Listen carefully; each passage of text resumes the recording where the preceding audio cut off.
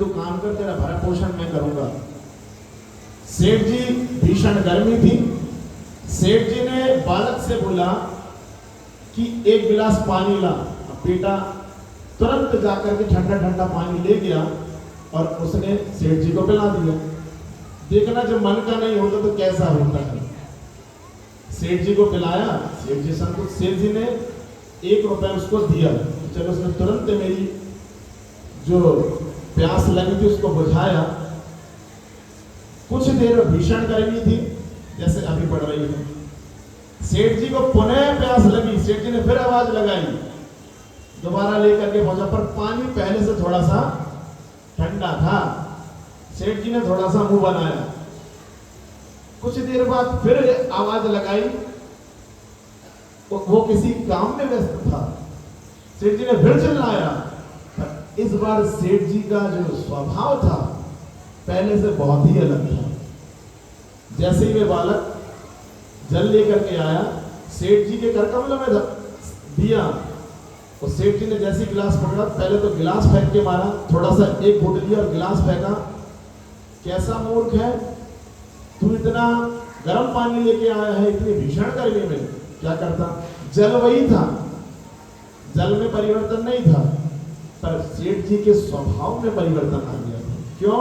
क्योंकि उनके मन का नहीं हुआ। ये हमारी भी है। आज ये महानुभाव, ये जो पुरुष वर्ग है, अगर आपसे कह के आए कि हलवा बना लेना और आपने बना ली खिचड़ी, तो ये सब शुभम चक्रवर्ती बन जाते हैं। समझते शुभम चक्रवर्ती, सुना नाम इसका?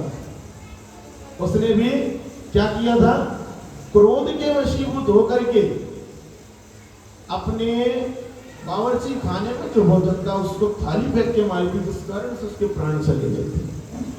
तो क्या उसने भी कैसे बदला लिया था, ये समझने वाला। दूसरा, इच्छा पूर्ति नहीं होना, हम जैसा चाहते हैं वैसा हमारे मन का नहीं होना, है ना। तीसरा, हम कैसा भोजन करते हैं, भोजन पे भी डिपेंड करता है। आजकल आप सब, अब जैसे पर्यूषण है, कईयों के मन का नहीं बन रहा कि उबला उबला उबला उबला भोजन करते करते, अब तो आज से चालू हो गया कि अब मन का मिलना नहीं है, डेली आपको चाहिए क्या। दिल्ली में तो अब अधिकतर कई बच्चे, सबका त्याग तो नहीं होगा, हमें तो चाहिए वही अपना चिली पटेटो, और कौन कौन से पटेटे और बताएंगे, ये उसका आनंद लेना। पर तामसिक भोजन करने से भी क्रोधोत्पत्ति होती है। पर एक बात समझो आप मेरी, हम लोग पूर्व आचार्यों की कथा सुनते हैं, समझते नहीं है। मेरे पास सिर्फ बहुत कम समय बचा है। अगर क्षमा धारण करनी है तो शास्त्रों में अगर आपने राजा श्रेणिक को सुना हो, राजा श्रेणिक के बारे में सुना हो, या मुनिराजों के बारे में सुना हो, राजा श्रेणिक ने क्या कृत किया था, क्या कृत किया था, सर्प डाला था मार करके। किसमें? क्रोध के वशीभूत होकर के, क्रोध कषाय के वशीभूत होकर के। पर क्या हुआ, महाराज तो समताधारी थे, हाथ पे हाथ रख के बैठे थे सामायिक मुद्रा में, आत्मा में लीन थे, शुभ शुक्ल ध्यान की मुद्रा थी। कोई बात नहीं, मेरे कर्म का उदय, पर इस कर्म की मंदता हमें करनी है, क्रोध कषाय की मंदता करनी है। अगर इस संसार से पारावार चाहते हो तो हमें क्रोध को शांत करके उत्तम क्षमा को धारण करना पड़ेगा।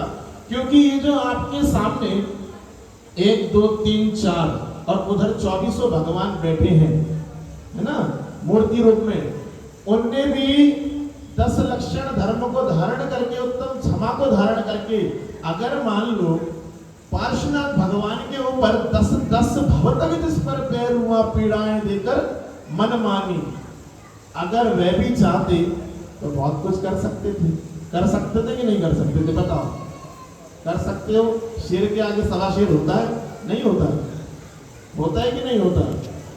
10 भवतक जिसने बैर किया पीड़ाएं देकर मन मानी, पर उनका तो ध्येय था अपने लक्ष्य को प्राप्त करना था। कोई बात नहीं, पहले भाव से उत्तम क्षमा और आखिरी तक उनकी उत्तम क्षमा ही थी। 10 भवतक इसलिए उन्होंने अपने गंतव्य को प्राप्त किया। पर हम लोग क्या होता है हमारे साथ, किसी ने एक शब्द बोला तो हम लोग 4 सुनाते हैं। यही तो समता भाव हमें जानने का ही अवसर। आज से नहीं, हम लोग कितने पर्यूषण मना चुके, बताओ कब से मना रहे हो पर्यूषण? बालिका से पूछो, कहेगी मैं तो 15 साल की हो गई, तो 15 साल से देख रही हूँ। और क्या यही नाटक है? 15 साल सुबह पूजा, शाम को प्रवचन, ये हाउसी हो गई, ये तंबोला हो गया, बस 10 दिन इसमें निकल गए, तो हमारा परवरात पर्यूषण हो गया। यही होता है? बोलो बेटा यही होता है। देखो कह रही हाँ पर ये नहीं मालूम, ये पर्यूषण हमने तो 84 लाख योनियों में ऐसे भ्रमण कर लिया है, और बड़े विशेष पुण्य से हमें ये मनुष्य पर्याय में, किसी को स्त्री और किसी को पुरुष पर्याय मिली है। अभी भी हम अपना समय व्यर्थ गवा रहे हैं। हम इन 10 धर्मों को नहीं समझ पा रहे हैं कि उत्तम क्षमा से लेके ब्रह्मचर्य आखिर हमसे कहता क्या है। ये कषाय 4 और उसके बाद आदि आदि जो धर्म है वे हमसे कहते क्या है। अगर हम इनको धारण करेंगे तो हमारे अंदर भाव अच्छा होगा। आज नहीं तो कभी ना कभी सिद्धत्व अवस्था को प्राप्त होंगे। जैसे ये इतने सारे तीर्थंकर हो गए, 24 तीर्थंकर हो गए, अनंत अनंत सिद्धपति भगवान हो गए, हुए ना? क्षमा तो थी। जब अनेक राजा युद्ध क्रोधवश युद्ध करते हैं, पर जाकर के उन्हें समझ में आता है कि ये संसार परिभ्रमण तो बेकार है, हमें तो जैनेश्वरी दीक्षा अंगीकार करके 10 धर्मों को समझ करके 10 धर्म अपने अंदर धारण करके उत्तम क्षमा को धारण करके हमें अपनी आत्मा का कल्याण करना है, तो कल्याण होता है। यहाँ पूजन की थाली से, एक थाली से दूसरी थाली में द्रव्य करना, इतनी तो द्रव्य आप सुमेरु पर्वत के बराबर चढ़ा चुके हो। आज से नहीं चढ़ा रहे, अनादि से चढ़ा रहे हैं। आज से नहीं चढ़ा रहे हैं, अनादि से चढ़ा रहे हैं। पर जिस दिन हमें समझ में आ जाएगा कि अगर हमारा ये द्रव्य चढ़ाना, आज हमने पूजन की, क्या पढ़ा उत्तम क्षमा की पहली लाइनों में? क्या पढ़ा बताओ, याद है किसी को? सुबह का विधान की एक लाइन याद है? नहीं याद है। हमें क्रोध आता क्यों है? हम अपना नहीं देखते, हम पर के कारण हमें दोष की उत्पत्ति होती है ना? कारण क्या है? हम दूसरे का देखेंगे, हमारे वैसे भाव होंगे, और हमारे भाव होंगे, हमें वो चीज प्राप्त नहीं होगी, तो हमारे अंदर क्रोध उत्पत्ति हो जाती है। यही है कारण। उनको शांत करने का भी तरीका है, समता रख करके, कोई बात नहीं, ये हमारे क्रोध जो कर्म का उदय है उसे हमें समता से निकालना है। आप लोग देखते हैं माता जी महाराज जी सामायिक करते हैं, सामायिक ममता तजना समता भजना ही सामायिक है। इस बात को समझो, जानो। देखो अवसर अभी मिल गया, और नरक अगर जाना है तो क्रोध कषाय का पालन करो, नहीं तो उत्तम क्षमा को धारण करके स्वर्ग जाओ, स्वर्ग से वापस आओ, मुनि बनो और मोक्ष जाओ। यही है सही तरीका। और अगर आपने क्रोध में सारे कार्य किए तो आपका कोई कार्य नहीं होने वाला। इसलिए हमें तो क्षमा को धारण करना है। अपने वाणी को मैं विराम देता हूँ, एक कथानक और सुनाता हूँ छोटा सा, कि एक राजा परिभ्रमण के लिए निकला। पंडित जी थोड़ा सा समय ले रहा हूँ, 2 मिनट का। नहीं देखो, समय मेरे पास आधा घंटा होना चाहिए था। एक राजा परिभ्रमण के लिए निकला, और रास्ते में फलों से लदा एक वृक्ष था। अब राजा अपनी सेना के साथ परिभ्रमण के लिए निकला। एक छोटा सा बालक जिसको फल की लालसा थी, उस बालक ने पत्थर मारा उठा करके। पत्थर फल को तो लगा नहीं, वृक्ष में तो गया नहीं, और लग गया राजा के सर पे जाकर के। सैनिकों ने पकड़ लिया, कहते किसने मारा। जाकर देखो छोटा सा बालक, उसको पकड़ के राजा के पास ले गए। और राजा ने पूछा, कितने अच्छे से पूछा, कि बेटा ये बताओ, ये पत्थर सच में तुमने मारा था? अब बालक तो होते ही हैं, कोमल बुद्धि के।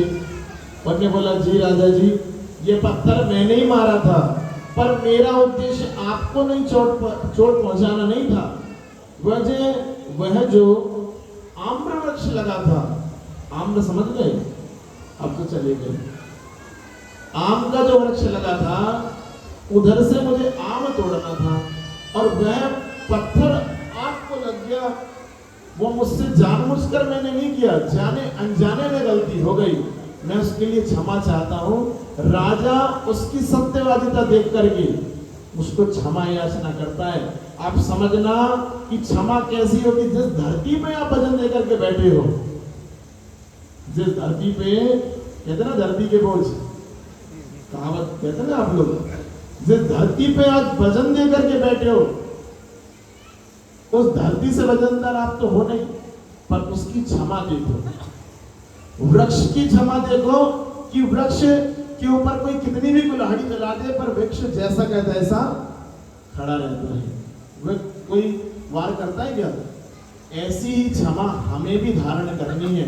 अगर क्रोध उत्पत्ति का कोई कारण बनता है, तो द्रव्य क्षेत्र काल, द्रव्य क्षेत्र, आप मान लो आपको किसी को देख करके क्रोध आ रहा है, आप समझदारी यही दिखाओ कि उसके सामने से दूर हो जाओ। अगर वो आपके क्रोध उत्पन्न करने में कारण बन रहा है, तो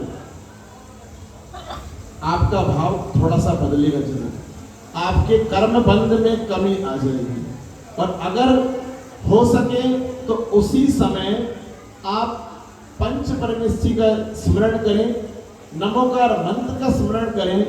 बंधु, क्रोध से हमेशा हानि हुई है और उत्तम क्षमा से मोक्ष जैसे पद की प्राप्ति हुई है। इतना तो आप जानते हो। अनंत अनंत सिद्ध परमेश्वर